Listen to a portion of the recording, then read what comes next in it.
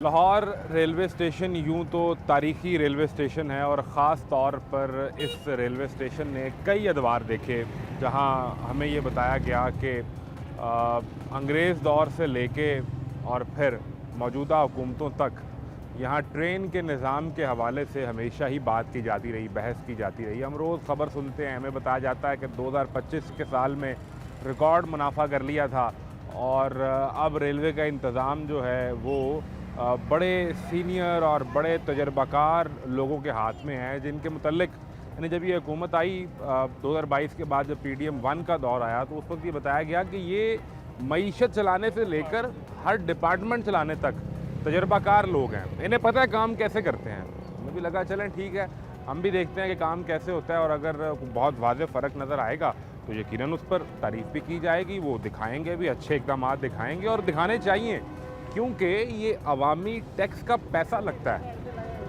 और उससे अगर कोई अच्छा काम होता है तो वो बिल्कुल दिखाना चाहिए। लेकिन क्या कीजिए कि यहाँ जब आएँ तो एक शिकायत का अंबार है। अब अगर मेरा कैमरा आपको दिखा सके कि ये आपने सामने अरबों रुपया लगा के लाहौर रेलवे स्टेशन को दोबारा से रीन्यू करने के लिए सामने पार्क बना दिए और बैठने की जगह बना दी। वो मुझे कॉफ़ी शॉप नज़र आ रही है, उसके साथ कोई खाने पीने का इंतज़ाम होगा।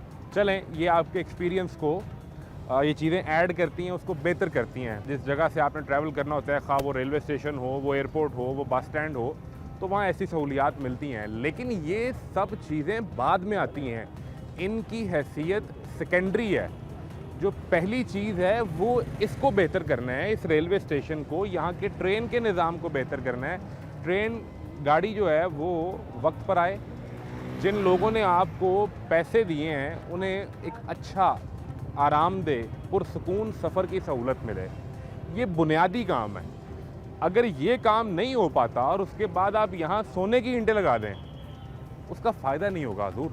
कि यहाँ कोई सोने की ईंट की चमक से आँखों को खीरा करके इस रेलवे स्टेशन पर सफ़र करने जाए और वहाँ आजकल की गर्मी में उसकी गाड़ी में पंखा ना चले, उसके डब्बे में सफाई ना हो, उस गाड़ी का बाथरूम ना ठीक हो, वहाँ पर आपसे पैसे AC गाड़ी के लिए जाएं और आपको जिस डब्बे में बैठाया जाए तो वहाँ पंखा भी ना चल रहा हो, फिर क्या करना हज़ूर इन ईंटों का और इस ऐसी खूबसूरती का और ऐसी तरक्की का। अब ये सारी चीज़ें मैं सिर्फ हवा में बातें नहीं कर रहा, हम आपको ये दिखाते हैं और आपके सामने ये चीज़ें रखते हैं। सफ़र करने वाले लोगों ने ख़ुद हमसे शिकायत की हैं और राब्ता कर के शिकायत की हैं, वो भी आपके सामने रखेंगे। इस निज़ाम की, इस रेलवे की डिपार्टमेंट की सूरत हाल क्या है आपको दिखाते हैं। मैं हूं मोहम्मद आज़म और आप देख रहे हैं पाकिस्तान रेलवे की बेहतरीन कारकर्दगी पर तमाशा। अब आप सबसे पहले ये देखिए कि हम अक्सर औकात यहाँ प्रोग्राम करते हैं और हमें सफ़र करने वाले लोग मिलते हैं जो अपना एक्सपीरियंस शेयर कर रहे होते हैं। ऐसे ही कुछ लोगों ने हमसे यके बाद दीगरे रब्ता किया और अपना एक्सपीरियंस शेयर किया है। वो इस ट्रेन के निज़ाम के मुतल्लिक और यहाँ तक कि जो टिकट ख़रीदा गया है वो लगभग 60,000 रुपये देकर आप सफ़र कर रहे हैं और उस 60,000 रुपये के बदले में आपको फैसिलिटी क्या मिलती है, आप इसे भूल जाइए एक लम्हे के लिए। ये जो हो रहा है ये इसकी हैसियत बाद में है, पहले इस जो ट्रेन का निज़ाम है, जो अगर मेरा कैमरामैन अभी अब आगे आए मैं आपको दिखाता हूँ, ज़रा वो फोकस करें कि वो बच्चे और ख़वातीन वो ज़मीन पर बैठे हुए हैं और ये आज पहली दफ़ा नहीं हुआ, ये यहाँ हमेशा ही होता है, हम आपको हर बार दिखाते हैं। लेकिन ये तो स्टेशन के बाहर की सूरत हाल है ना, जहाँ पे वेट कर रहे हैं। जब गाड़ी के अंदर आप बैठ जाएंगे और आपने 60,000 रुपया शालीमार एक्सप्रेस के लिए पे कर दिया है, उसके बाद आपको जिस डब्बे में बिठाया जाता है उसमें पंखा तक नहीं चलता। आप ये मनाज़र जो हमसे ट्रेन के सफ़र के दौरान शेयर किए गए, हमें रब्ता करके आप ज़रा पहले प्रोड्यूसर से रिक्वेस्ट करूँगा कि इन्हें ये पंखा नहीं चलता, वो वीडियो जो हमारे पास आई वो दिखाएं और फिर वो वॉइस नोट सुनाएं जिसमें वो हमारी मिन्नत समाजत कर रहे हैं कि खुदारा इसे कहीं चलाएं, ताकि ये जो हमसे पैसे ले रहे हैं उन्हें कुछ ख्याल आए कि इन पैसों को हमने इनके ऊपर वापस भी लगाना है। ज़रा ये देखिएगा, ये सारा AC पार्लर इसमें बैठे हैं सब लोग। ये है हमारी पाकिस्तान ट्रेन का शालीमार एक्सप्रेस का AC पार्लर, जिसकी हमने टिकट ले रखे हैं और ये हमें दिया जा रहा है।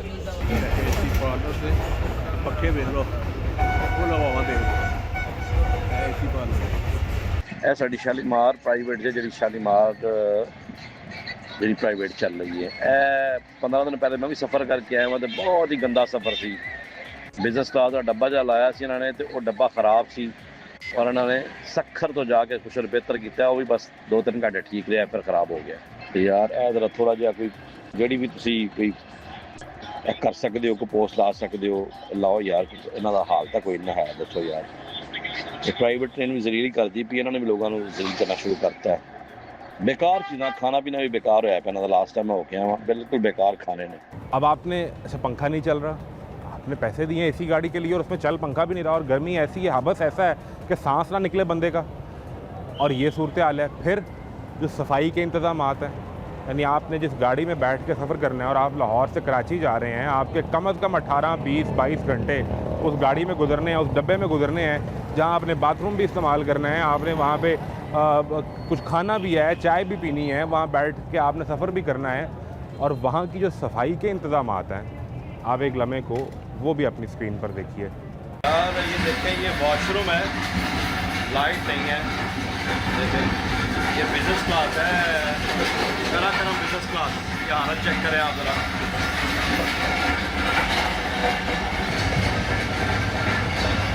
ये बिजनेस क्लास है भैया, दरवाजे चेक करें, हालतें चेक करें। इकॉनमी की क्या हालत होगी मेरे भाई। अभी जो तमाम चीज़ें आप देख चुके हैं, मैं प्रोड्यूसर से फिर रिक्वेस्ट करूंगा कि ज़रा जो टिकट हमारे पास आया है वो टिकट भी शालीमार एक्सप्रेस का दिखाएं।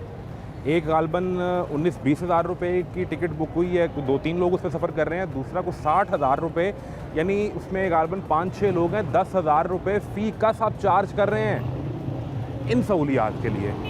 अच्छा, और ये एक सफ़र की भी नहीं है, ऐसा नहीं है कि चलें किसी एक गाड़ी में ये मसला आ गया, ये मुख्तलिफ़ औकात में हमसे रब्ता किया गया है, जो आज हम आपको दिखा रहे हैं। और तकरीर सुने आप, तो तकरीर सुन के आपको पता चले कि शायद दूध शहद की नहरें इसी रेलवे के साथ साथ ही बहती हैं, जहाँ से पटरी गुजरती है वहाँ से दूध शहद की नहरें गुजरती हैं। और बयानबाजी और नारेबाजी और आप बातें सुन लें तो ये असल वो चेहरा है जो लोगों को मुश्किलात का सामना करना पड़ रहा है। हमने आपको वो दिखाया है और वो हमने आपके सामने रखा है।